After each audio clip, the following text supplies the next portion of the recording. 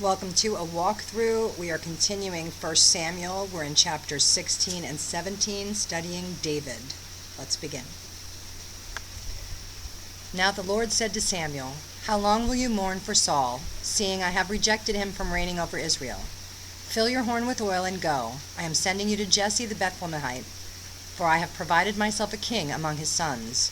And Samuel said, "How can I go? If Saul hears it, he'll kill me." But the Lord said, "Take a heifer with you, and say, 'I have come to sacrifice to the Lord.' Then invite Jesse to the sacrifice, and I will show you what you shall do. You shall anoint for me the one I name to you." So Samuel did what the Lord said, and went to Bethlehem. And the elders of the town trembled at his coming, and said, "Do you come peaceably?" And he said, "Peaceably. I have come to sacrifice to the Lord. Sanctify yourselves, and come with me to the sacrifice." Then he consecrated Jesse and his sons, and invited them to the sacrifice. So it was, when they came, that he looked at Eliab, and said, "Surely the Lord's anointed is before him." But the Lord said to Samuel, "Do not look at his appearance or at his physical stature, because I have refused him. For the Lord does not see as man sees. For man looks at the outward appearance, but the Lord looks at the heart." Hallelujah. So Jesse called Abinadab, and made him pass before Samuel. And he said, "Neither has the Lord chosen this one." Then Jesse made Shammah pass by, and he said, "Neither has the Lord chosen this one." Thus Jesse made 7 of his sons pass before Samuel, and Samuel said to Jesse, "The Lord has not chosen these." And Samuel said to Jesse, "Are all the young men here?" Then he said, "There remains yet the youngest, and there he is, keeping the sheep." And Samuel said to Jesse, "Send and bring him, for we will not sit down till he comes here." So he sent and brought him in. Now he was ruddy, with bright eyes, and good-looking. And the Lord said, "Arise, anoint him, for this is the one." Then Samuel took the horn of oil and anointed him in the midst of his brothers, and the Spirit of the Lord came upon David from that day forward. So Samuel arose and went to Ramah. But the Spirit of the Lord departed from Saul, and a distressing spirit from the Lord troubled him. And Saul's servants said to him, "Surely a distressing spirit from God is troubling you. Let our master now command your servants, who are before you, to seek out a man who is skillful player of the harp. And it shall be that he will play it with his hand when the distressing spirit from God is upon you, and you shall be well." So Saul sent his servants, "Provide me now a man who can play well, and bring him to me." Then one of the servants answered and said, "Look, I have seen a son of Jesse the Bethlehemite, who is skillful in playing, a mighty man of valor, a man of war, prudent in speech, and a handsome person, and the Lord is with him." Therefore Saul sent messengers to Jesse, and said, "Send me your son David, who is with the sheep." And Jesse took a donkey loaded with bread, a skin of wine, and a young goat, and sent them by his son David to Saul. So David came to Saul and stood before him, and he loved him greatly, and he became his armor-bearer. Then Saul sent to Jesse, saying, "Please let David stand before me, for he has found favor in my sight." And so it was, whenever the Spirit from God was upon Saul, that David would take a harp and play it with his hand. Then Saul would become refreshed and well, and the distressing spirit would depart from him. Now the Philistines gathered their armies together to battle, and were gathered at Socoh, which belongs to Judah. They encamped between Socoh and Azekah in Ephes-dammim. And Saul and the men of Israel were gathered together, and they encamped in the valley of Elah, and drew up in battle array against the Philistines. The Philistines stood on a mountain on one side, and Israel stood on a mountain on the other side, with a valley between them. And a champion went out from the camp of the Philistines, named Goliath, from Gath, whose height was 6 cubits and a span. He had a bronze helmet on his head, and he was armed with a coat of mail, and the weight of the coat was 5,000 shekels of bronze. And he had bronze armor on his legs, and a bronze javelin between his shoulders. Now the staff of his spear was like a weaver's beam, and his iron spearhead weighed 600 shekels, and a shield-bearer went before him. Then he stood and cried out to the armies of Israel, and said to them, "Why have you come out to line up for battle? Am I not a Philistine, and you the servants of Saul? Choose a man for yourselves, and let him come down to me. If he is able to fight with me and kill me, then we will be your servants. But if I prevail against him and kill him, then you shall be our servants and serve us." And the Philistines said, "I defy the armies of Israel this day. Give me a man, that we may fight together." When Saul and all Israel heard these words of the Philistine, they were dismayed and greatly afraid.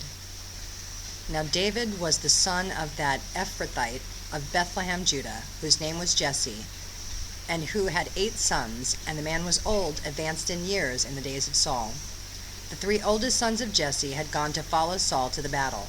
The names of his 3 sons who went to the battle were Eliab, the firstborn, next to him Abinadab, and the third Shammah. David was the youngest, and the 3 oldest followed Saul. But David occasionally went and returned from Saul to feed his father's sheep at Bethlehem, and the Philistine drew near and presented himself 40 days, morning and evening.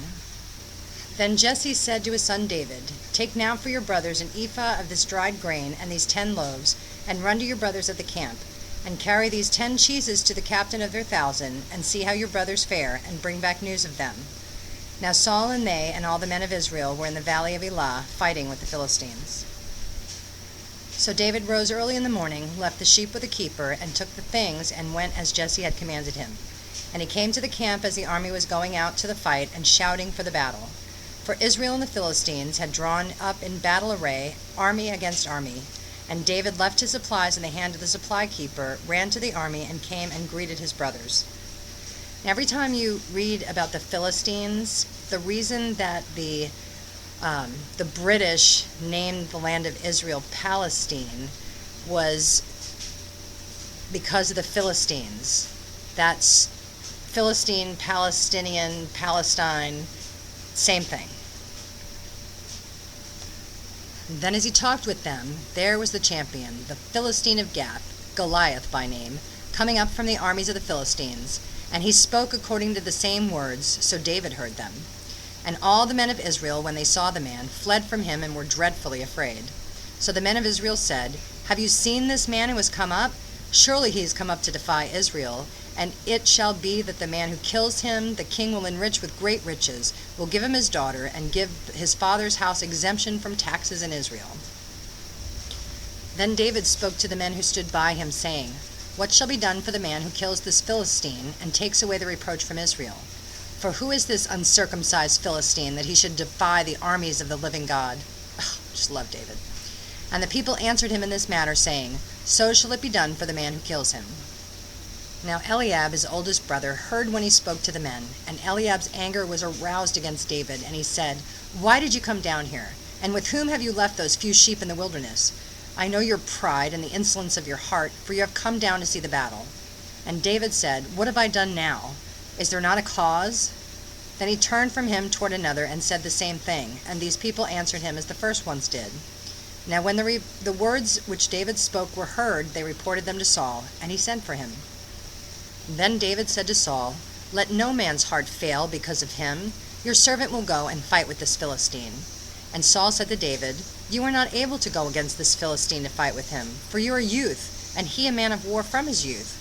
But David said to Saul, "Your servant used to keep his father's sheep, and when a lion or a bear came and took a lamb out of the flock, I went out after it and struck it, and delivered the lamb from its mouth. And when it arose against me, I caught it by its beard and struck and killed it. Your servant has killed both lion and bear, and this uncircumcised Philistine will be like one of them, seeing he has defied the armies of the living God." Moreover, David said, "The Lord who delivered me from the paw of the lion and from the paw of the bear, he will deliver me from the hand of this Philistine." And Saul said to David, "Go, and the Lord be with you." So Saul clothed David with his armor, and he put a bronze helmet on his head. He also clothed him with a coat of mail. David fastened his sword to his armor, and he tried to walk, for he had not tested them. And David said to Saul, "I cannot walk with these, for I have not tested them." So David took them off. Then he took his staff in his hand, and he chose for himself 5 smooth stones from the brook, and put them in a shepherd's bag, in a pouch which he had, and his sling was in his hand, and he drew near to the Philistine. So the Philistine came, and began drawing near to David, and the man who bore the shield went before him. And when the Philistine looked about and saw David, he disdained him, for he was only a youth, ruddy and good-looking. So the Philistine said to David, "Am I a dog that you come to me with sticks?" And the Philistine cursed David by his gods. And the Philistine said to David, "Come to me, and I will give your flesh to the birds of the air and the beasts of the field." Then David said to the Philistine, "You come to me with a sword, with a spear, and with a javelin. But I come to you in the name of the Lord of hosts, the God of the armies of Israel, whom you have defied. This day the Lord will deliver you into my hand, and I will strike you and take your head from you. And this day I will give the carcass of the camp of the Philistines to the birds of the air and the wild beasts of the earth, that all the earth may know that there is a God in Israel. Then all this assembly shall know that the Lord does not save with sword and spear, but the battle is the Lord's, and he will give you into our hands. So it was, when the Philistine arose and came and drew near to meet David, that David hurried and ran toward the army to meet the Philistine. Then David put his hand in his bag and took out a stone, and he slung it and struck the Philistine in his forehead, so that the stone sank into his forehead, and he fell on his face to the earth. So David prevailed over the Philistine with a sling and a stone, and struck the Philistine and killed him, but there was no sword in the hand of David.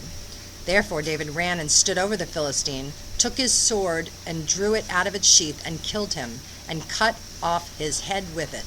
And when the Philistines saw that their champion was dead, they fled. Now the men of Israel and Judah arose and shouted, and pursued the Philistines as far as the entrance of the valley, and to the gates of Ekron. And the wounded of the Philistines fell along the road to Saharim, even as far as Gath and Ekron. Then the children of Israel returned from chasing the Philistines, and they plundered their tents. And David took the head of the Philistine and brought it to Jerusalem, but he put his armor in his tent. When Saul saw David going out against the Philistine, he said to Abner, the commander of the army, "Abner, whose son is this youth?" And Abner says, "As your soul lives, O king, I do not know." So the king said, "Inquire whose son this young man is." Then, as David returned from the slaughter of the Philistine, Abner took him and brought him before Saul with the head of the Philistine in his hand. And Saul said to him, "Whose son are you, young man?" So David answered, "I am the son of your servant Jesse, the Bethlehemite." That is the end of this exciting piece of scripture, and I pray that we all would have the faith of David. Until next time, shalom, shalom.